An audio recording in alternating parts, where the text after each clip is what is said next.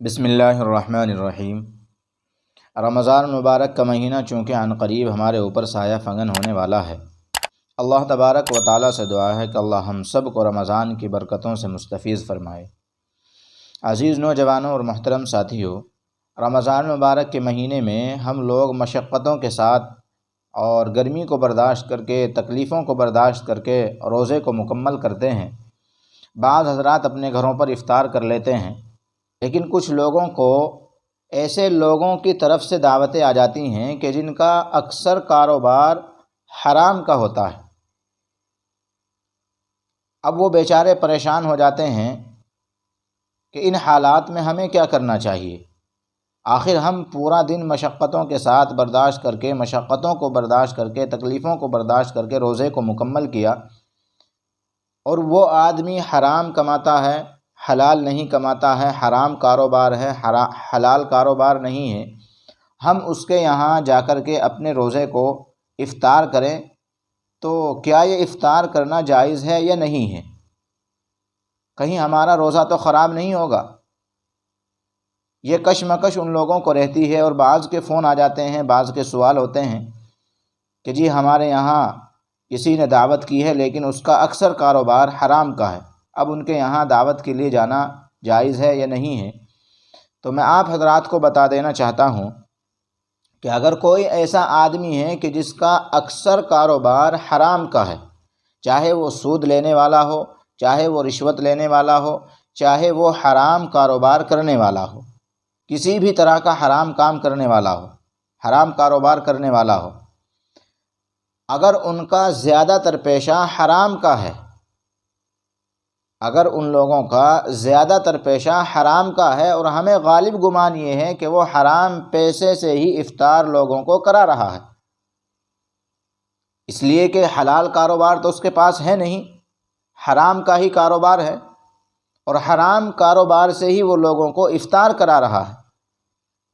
تو اب ایسی صورت میں کسی بھی روزے دار کا اس کے یہاں جا کر کے افطار کرنا جائز نہیں ہے۔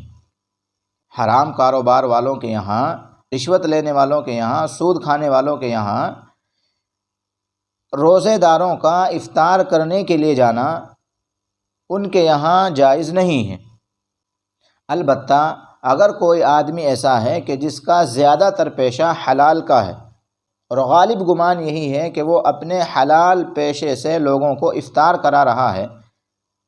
اگرچہ اس کے پاس کچھ کاروبار حرام کا بھی ہے لیکن حلال کا کاروبار زیادہ ہے، تو اب ایسے آدمی کے یہاں افطار کرنے کے لیے جانا جائز ہے، چاہے وہ سود لینے والا ہو، چاہے وہ رشوت لینے والا ہو، چاہے وہ حرام کاروبار کرنے والا ہو، لیکن حرام کاروبار کم ہو، زیادہ نہ ہو، زیادہ تر پیشہ اس کا حلال کا ہو، تو اس صورت میں ان کے یہاں افطار کرنے کے لیے جانا جائز ہے۔ ایسے ہی بعض حضرات ایسے ہیں کہ جو خود تو روزہ نہیں رکھتے ہیں، خود تو روزہ نہیں رکھتے ہیں لیکن لوگوں کو روزہ افطار کرانے کی خواہش رکھتے ہیں، لوگوں کو روزہ افطار کرانے کی خواہش رکھتے ہیں لیکن خود روزہ نہیں رکھ پاتے ہیں،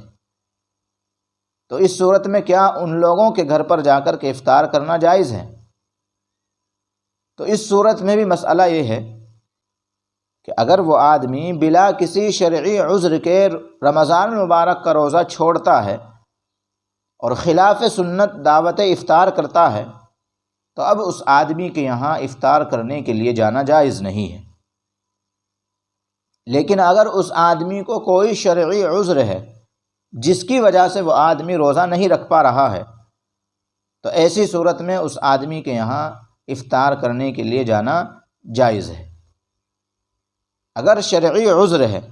اور اگر شرعی عذر نہیں ہے تو پھر جانا جائز نہیں ہے۔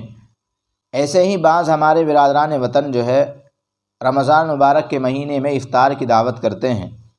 اس سے بھی لوگ کشمکش میں ہو جاتے ہیں کہ معلوم نہیں غیر مسلموں کے یہاں افطار کرنے کے لیے جانا جائز بھی ہے یا نہیں ہے۔ تو اس مسئلے کو بھی میں آپ حضرات کے سامنے صاف کر دیتا ہوں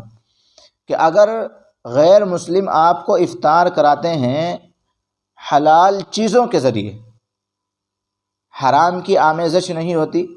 مثلا خبر ملی ہے کہ بعض حضرات اپنی دکانوں پر جو ہے گائے کے پیشاب کے قطروں کی چھینٹیں مار دیتے ہیں، شراب کی چھینٹیں مار دیتے ہیں، یا کوئی ناپاک چیز اگر ملا کر کے دھوکے سے افطار کراتے ہیں اور ہمیں غالب گمان ہو کہ یہ لوگ ایسا کریں گے، تو پھر ہمارا ان کے یہاں جا کر افطار کرنا جائز نہیں ہے۔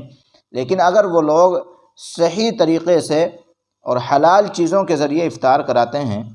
تو پھر ان کے یہاں افطار کرنے کے لیے جانا بلا کراہت جائز ہے۔ ایسے ہی کچھ لوگ مساجدوں میں جو ہے آ کر کے پھل فروٹ وغیرہ دے کر کے چلے جاتے ہیں، تو ان کا بھی لینا جائز ہے، درست ہے۔ البتہ یہ ذہن میں رہے کہ آج کل جو ماحول چل رہا ہے، اس ماحول میں اس طرح کے پروگرام،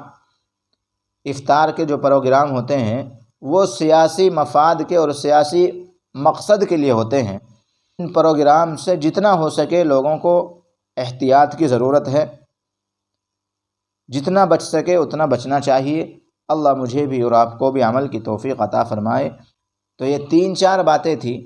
کہ اگر دعوت کرنے والوں کا زیادہ تر پیشہ حرام کا ہے تو ان کے یہاں افطار کرنے کے لیے یا ان کی دعوت قبول کرنا جائز نہیں ہے، اور اگر زیادہ تر پیشہ حلال کا ہے، کم پیشہ ان کا حرام کا ہے، تو ان کے یہاں دعوت قبول کرنا ان کی جائز ہے، ان کے یہاں افطار کرنا جائز ہے۔ یہ 3-4 باتیں تھیں، اللہ عمل کی توفیق عطا فرمائے۔